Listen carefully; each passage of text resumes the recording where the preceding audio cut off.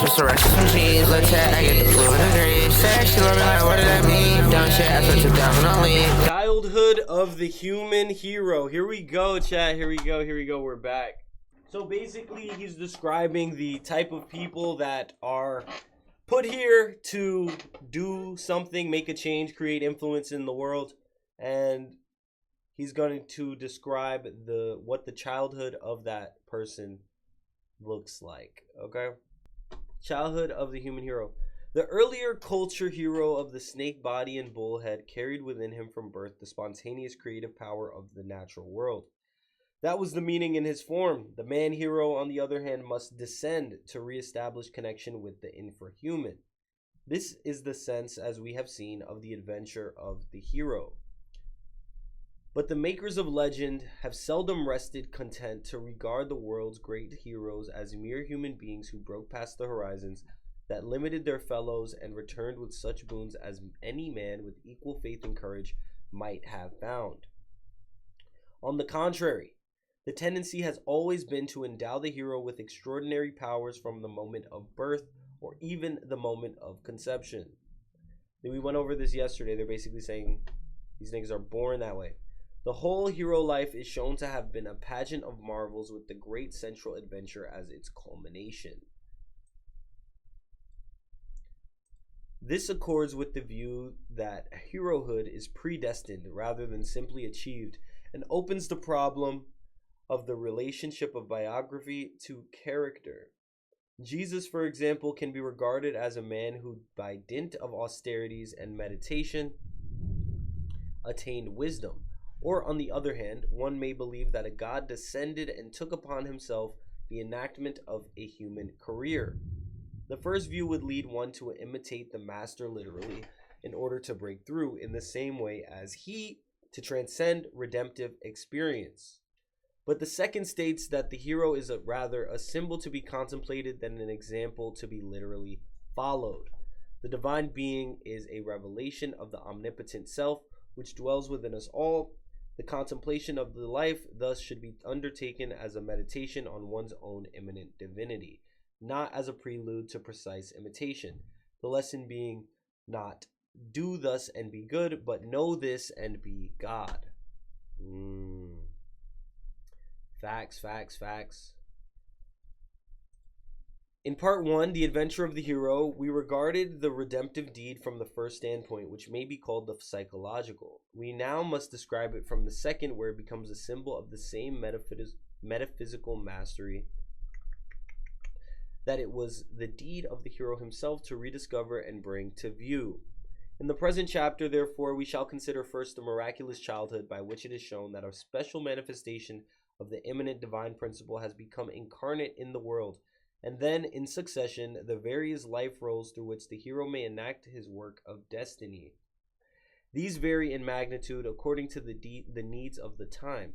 Stated in the terms already formulated, the hero's first task is to experience consciously the antecedent stages of the cosmogonic cycle, to break back through the epochs of emanation. His second, then, is to return from that abyss to the plane of contemporary life, there to serve as a human transformer of the demiurgic potentials. Huang Ti had the power to dream. This was his road of descent and return. Wainamoinen, second or water birth, threw him back into an experience of the elemental. In the Tonga tale of the clam wife, the retreat began with the birth of the mother. The brother heroes sprang from an infrahuman womb. The deeds of the hero in the second part of his personal cycle will be proportionate to the depth of his descent during the first.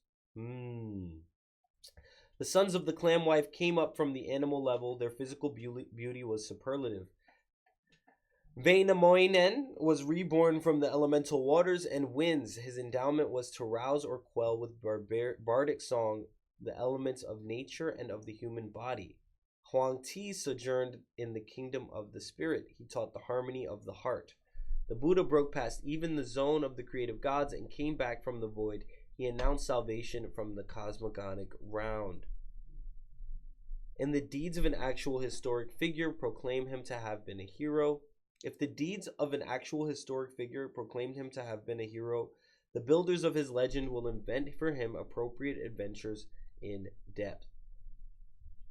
These will be pictured as journeys into miraculous realms and are interpreted as symbolic on one hand of descents into the night sea of the psyche, and on the other of the realms or aspects of man's destiny that are made manifest in their respective lives. He's kind of reiterating the fact that the hero is going to, like, the trials will coincide with the way that they came in, like, or the deeds or whatever, task or mission or whatever, it definitely is just going to coincide. So King Sargon of Agade was born of a lowly mother. His father was unknown. Set adrift in a basket of bulrushes on the waters of the Euphrates, he was discovered by Aki, the husbandman, whom he was brought up to serve as gardener. The goddess Ishtar favored the youth. Thus he became at last king and emperor, renowned as the living god. Chandragupta, the founder of the Hindu Mara dynasty, was abandoned in an earthen jar at the threshold of a cowshed. Okay. A herdsman discovered and fostered in the infant. One day when he was playing with his companions a game of high king in the judgment seat, little Chandragupta commanded that the worst of the offenders should have their heads and feet cut off. Okay. Then, at his word, the amputated members immediately returned to place. A passing prince, beholding the miraculous game, bought the child for 1,000 harshapanas, and at home discovered by physical signs that he was a Maurya. Pope Gregory was born of noble twins who, at the instigation of the devil, had committed incest. His penitent mother set him to sea in a little casket. Okay. It's like evil Moses. He was found and fostered by fishermen, and at the age of 6 was sent to a cloister to be educated as a priest. But he desired the life of a knightly warrior. Entering a boat, he was borne miraculously to the county of his parents, where he won the hand of the queen, who presently proved to be his mother. They love stories like this, huh? Like what?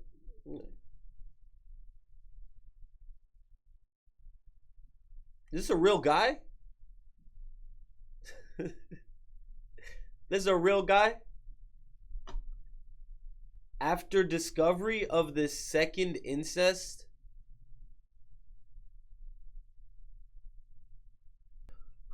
after discovery of this second incest, Gregory remained 17 years in penance, chained to a rock in the middle of the sea. Okay, fair.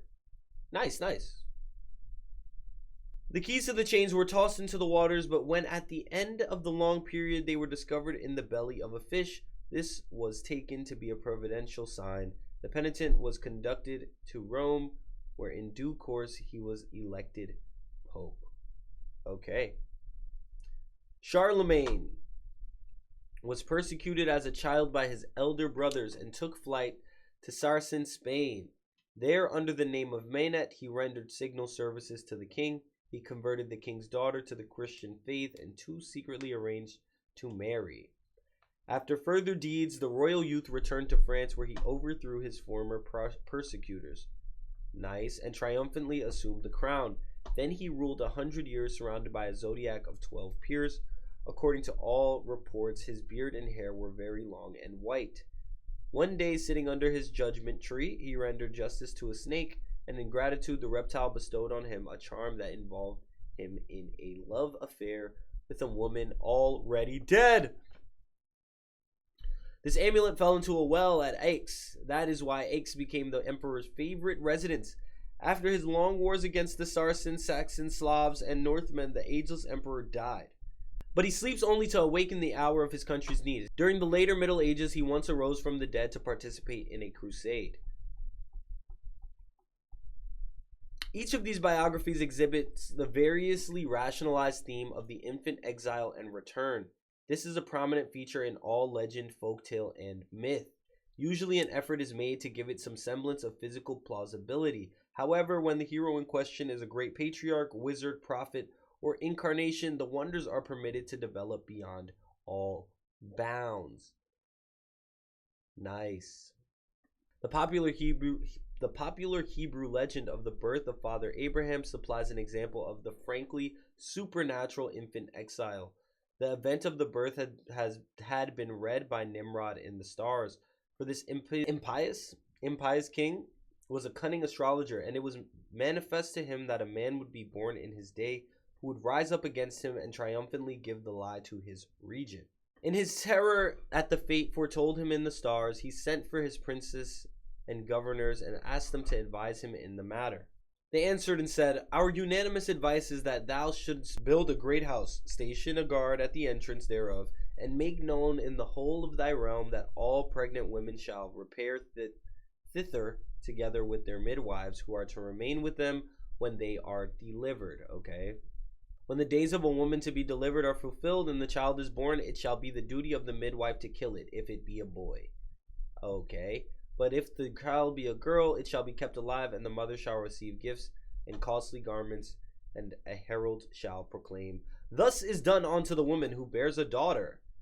The king was pleased with his counsel, and he had a proclamation published throughout his whole kingdom, summoning all the architects to build a great house for him, 60 ells high and 80 wide. After it was completed, he issued a second proclamation, summoning all pregnant women thither. And there they were to remain until their confinement. Officers were appointed to take the woman to the house, and guards were stationed in it and about it to prevent the woman from escaping thence. He furthermore sent midwives to the house to command them to slay the men, children, at their mother's breasts. But if a woman bore a girl, she was to be arrayed by byssus, silk, and embroidered garments, and led forth from the house of detention amid great honors. No less than 70,000 children were slaughtered. Then the angels appeared before God and spoke, "Seest thou not what he doth, yon sinner and blasphemer, Nimrod, son of Canaan, who slays so many innocent babes that have done no harm?" God answered and said, "Ye holy angels, I know it and I see it, for I neither slumber nor sleep. I behold and I know the secret things and the things that are revealed. And ye shall witness what I will do unto this sinner and blasphemer, for I will turn my hand against him to chastise him." Sheesh. Nah, God said, nah, Nimrod was like, "Chill, bro." Nimrod was like, "Chill, bro." God turned to his mans and was like, "Bro, watch how I'm about to fry this nigga." He turned to his man and said, "Ye angels, watch how I fry this man." Now bro's killing innocent boys. It was about this time that Terah espoused the mother of Abraham, and she was with child. When her time approached, she left the city in great terror and wandered toward the desert, walking along the edge of a valley, until she happened across a cave. She entered this refuge, and on the next day she was seized with the throes, and she gave birth to a son. The whole cave was filled with the light of the child's countenance, and with the splendor of the sun, and the mother rejoiced exceedingly. The babe she bore was our father Abraham. W, bro. Let's go, modern civilization. Let's go. This is the guy that created civilization as we know it today. Facts. And religion as we know it today, to be honest. His mother lamented and said to her son, "Alas, that I bore thee at a time when Nimrod is king." Damn. "For thy sake 70,000 men children were slaughtered, and I am seized with terror on account of thee, that he hear of thy existence and slay thee. Better thou shouldst priest here in this cave than my eye should behold thee dead at my breast." She took the garment in which she was clothed and wrapped it about the boy. Then she abandoned him in the cave, saying, "May the Lord be with thee. May he not fail thee nor forsake thee." Hold on. No, wait. You know we got to bring it back to the Star Wars. It's literally Star Wars. And Luke and Leia were born. And then the mom died. You know what's crazy? The mom didn't even die from childbirth. She died in childbirth, but she didn't die from childbirth. She just died because she ain't want to live no more. Literally with the... Nah, she had both of the kids. Nah, this is crazy. She had both twins, 2 kids, and then they was like, "Damn, you good?" And then bro was like, "She's lost the will to live." What you mean she lost the will to live, bro? Like, what do you mean she lost the will to live? So she just died? Like, okay, bro. But yeah, no, literally, this shit is Star Wars. George Lucas, he was studying this shit for sure. But yeah, so the mom died. The dad is evil. The dad is Darth Vader. So, like, they have no dad. And yeah, the uncles and stuff, they split up the twins. They sent them to different parts of the galaxy. Facts. It's the infant exile. The infant exile. I wonder if I had an infant exile. Did you guys have an infant exile or not? I wonder. That's interesting, though. Thus, Abraham was deserted in the cave without a nurse, and he began to wail. God sent Gabriel down to give him milk to drink, and the angel made it to flow from the little finger of the baby's right hand, and he sucked it until he was 10 days old. Then he arose and walked about, and he left the cave, and went along the edge of the valley at 10 days old? Bro, got up and started walking at 10 days? 10 days old? Alright, guys, alright. When the sun sank and the stars came forth, he said, "These are the gods." But the dawn came, and the stars could be seen no longer. And then he said, "I will not pay worship to these, for they are no gods." Thereupon the sun came forth, and he spoke, "This is my God, him I will extol." But again the sun set, and he said, "He is no God." And beholding the moon, he called him his God, to whom he would pay divine homage. Then the moon was obscured, and he cried out, "This too is no God. There is one who sets them all in motion." Facts. Facts. All these stories, bro. Stories.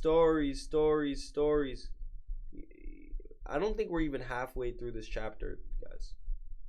The Blackfeet of Montana tell of a young monster slayer, Kutoyas, who was discovered by his foster parents when the old man and woman put a clot of buffalo blood to boil in a pot. Immediately there came from the pot a noise as of a crying child crying as if it were being hurt, burnt, or scalded. They looked at the kettle and saw there a little boy, and they quickly took it out of the water. They were very much surprised. Now on the 4th day the child spoke and said, "Lash me in turn to each of those lodge poles, and when I get to the last one, I shall fall out of my lashing and be grown up." The old woman did so, and as she lashed him to each lodge pole, he could be seen to grow, and finally when they lashed him to the last pole, he was a man. The folktales commonly support or supplant this theme of the exile with that of the despised one, or the handicapped, the abused youngest son or daughter, the orphan, stepchild, ugly duckling, or the squire of low degree. Yeah, it's true. Yeah. A young Pueblo woman who was helping her mother mix clay for pottery with her foot felt a splash of mud. Chat, I'm burnt. Chat, I'm burnt. I'm dead as burnt. 8 more pages? It's just the stories are. I just want him to talk about the concept. Now, it would be crazy if I skipped the stories. I'm tired of the stories. To be honest, no. Okay. Cause like he says it, okay. He says it pretty plain. He says it plain right here. Yeah, it's a come up story, see? The folktales commonly support or supplement this theme of the exile with that of the despised one or the handicapped. Facts. It's an important book. I feel like it's important, but Jesus Christ, all the references in some. Boom. www. It's alright, guys. I'll just screen it and we'll just read the important stuff. In sum, the child of destiny has to face a long period of obscurity. This is a time of extreme danger, impediment, or disgrace. He is thrown inward to his own depths or outward to the unknown. Either way, what he touches is a darkness unexplored, and this is a zone of unsuspected presences. benign as well as malignant. An angel appears, a helpful animal, a fisherman, a hunter, crone, or peasant, fostered in the animal school, or like Siegfried below ground among the gnomes that nourish the roots of the tree of life, or again, alone in some little room. The story has been told 1,000 ways. The young world apprentice learns the lesson of the seeds of power which reside just beyond the sphere of the measured and the named. See, look, he's actually saying stuff now. Now we can be like, The myths agree that an extraordinary capacity is required to face and survive such experience. The infancies abound in anecdotes of precious strength, cleverness, and wisdom. Heracles strangled a serpent sent against his cradle by the goddess Hera. Maui of Polynesia snared and slowed the sun to give his mother time to cook her meals. Abraham, as we have seen, arrived at the knowledge of the one God. Jesus confounded the wise men. The baby Buddha had been left one day beneath the shade of a tree. His nurses suddenly noted that the shadow had not moved all afternoon, and the child was sitting fixed in a yogic trance. The feats of the beloved Hindu savior Krishna during his infant exile among the cowherds of Gokula and Brindaban constitute a lively cycle.